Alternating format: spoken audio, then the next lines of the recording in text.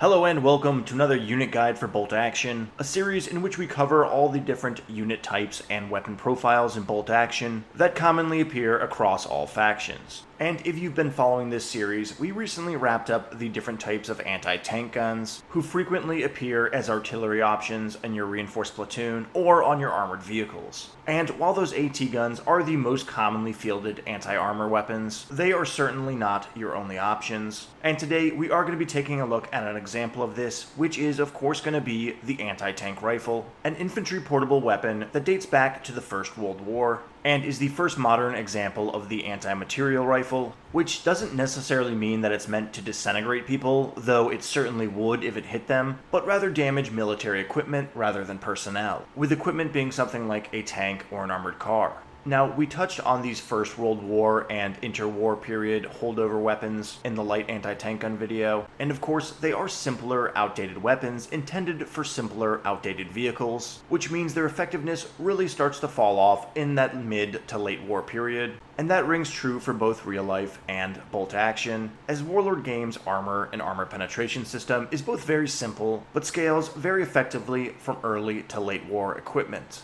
That being said, early war equipment is definitely not obsolete in Bolt Action, regardless of what time period you're playing, and there is a couple of reasons for that. The first being that these early war weapons tend to be a lot more portable than their later, larger caliber counterparts, and this is going to be especially true for the anti-tank rifle, as this is a support team weapon carried by two infantry models, unhindered by movement in ways that a light anti-tank gun would be.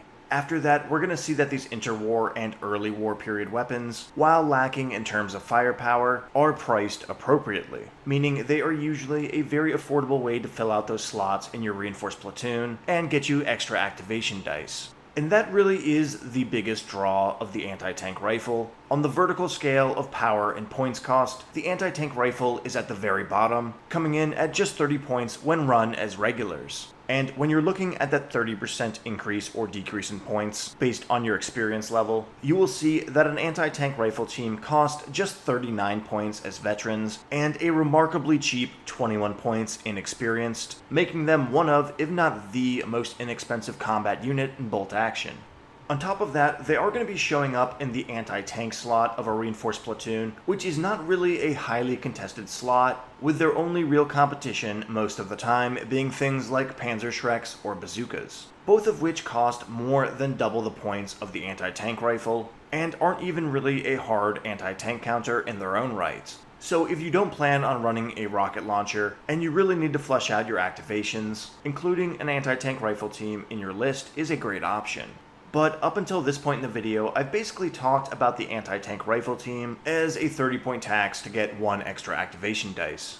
And you know what? I bet a lot of Bolt Action players would refer to them as just that. But this is a unit with its own weapon profile and stats, and one that, in my opinion, can prove to be pretty clutch from time to time. So let's go ahead and take a look at this unit and what they do on the battlefield, starting off with the personnel. As I mentioned earlier, it is going to be a support team weapon, meaning that should you lose your loader, you are going to suffer a -1 to hit. But aside from that, they do not have the fixed keyword that you see on MMGs and mortars, meaning they can still make advance orders and shoot as a normal infantry squad would. And believe me when I say that that makes this unit a lot more forgiving to play on the tabletop. On top of that, this will be a 2-man squad, which will give them the small team bonus conferring a -1 to hit when your opponent targets them. And when you combine that hit modifier with the fact that this unit has a relatively unimposing weapon profile, you will see that in most objective-based matches, your opponent will not even bother firing at this anti-tank rifle team unless they have no other viable targets. That being said, with just 2 models in the squad, they will have to take a morale test after their first casualty, and if you end up playing a match that's based on kill points, your opponent definitely will see them as an easy target. So in those scenarios, make sure you keep your range with this weapon and take down orders when necessary. But finally, let's move along and take a look at the stats on the anti-tank rifle itself. And as I mentioned earlier, this is going to be the lowest of the low for the anti-tank weapons, sporting a range of 36 inches, a whole foot shorter than the light AT gun, but definitely not a short range at 3 feet, especially when you consider how maneuverable this squad is in comparison to a static artillery piece. Still, this limited range does have a major drawback when you consider that this is an anti-tank weapon, and its penetration value is going to drop off by 1 at long range, which in this case is going to be more than 18 inches. And with a base penetration value of 2, that means you are going to be hitting at a penetration value of 1 at long range, which is pretty abysmal. So with our traditional scenario of this weapon staring down a vehicle at long range, facing off against its frontal armor, you will only be getting superficial hits against a 7+ armored carrier or tankette on a roll of 6. Not exactly ideal, right?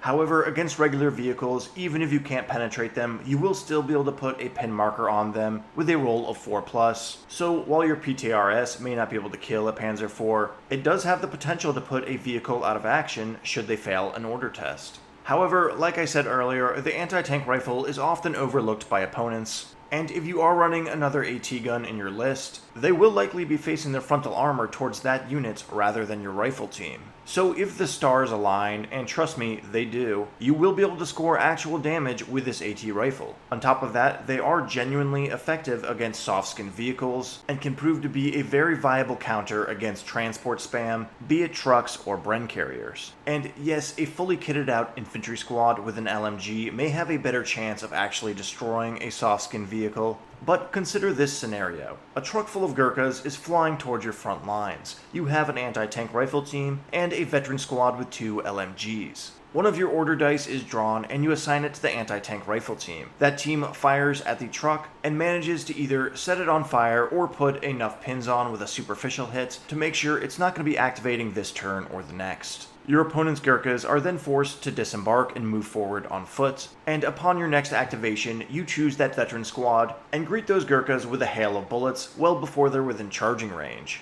But even if there is no armored targets for this weapon to shoot at, you can always pick out the nearest hostile infantry squad and try to lobotomize one of their models by sending a +2 penetration anti-material cartridge their way. And for that reason, many people do refer to the anti-tank rifle as the poor man's sniper.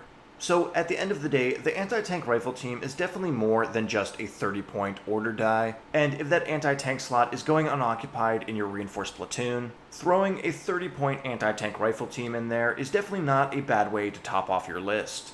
So I hope you guys enjoyed the video. If you did, go ahead and leave a like below. Consider subscribing to the channel and turning on notifications. I plan on doing a fully comprehensive unit guide for bolt action, with a few more videos on anti-tank weapons in the near future, so make sure not to miss out on that. And if you guys play with anti-tank rifles, go ahead, leave a comment below, let me know what you think about them. Let me know if you guys have any epic stories of crack shots with an AT rifle, blowing up something that's way out of their league. But as always, until next time guys, take care.